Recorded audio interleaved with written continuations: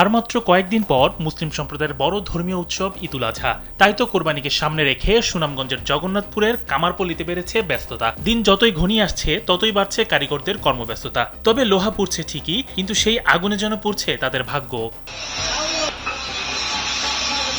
কোরবানির ঈদে গরু, ছাগল, মহিষ জবাই ও মাংস কাটতে ব্যবহৃত হয় দা, বটি, ছুরি, চাপাতি সহ নানা সামগ্রী।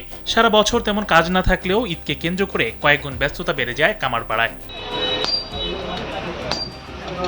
কিন্তু এবারের চিত্রটা একটু ভিন্ন।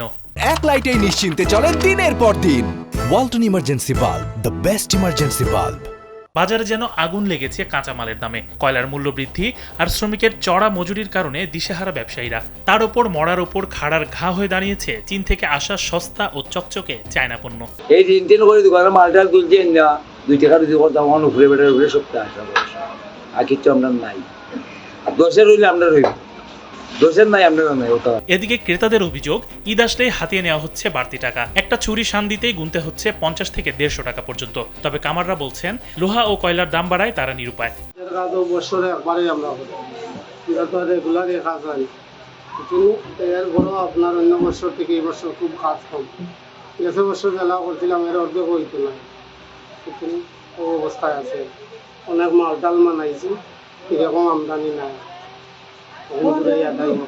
জগন্নাথপুরের এই অবহেলিত কামার শিল্পীরা কষ্টের আগুনে পুড়ে টিকিয়ে রেখেছেন শত বছরের ঐতিহ্য। কিন্তু প্রশ্ন একটাই, প্রযুক্তি আর বিদেশি পণ্যের ভিড়ে এই দেশীয় শিল্প আর কতদিন টিকে থাকবে? ইমাম শরীফ, কালবেলা।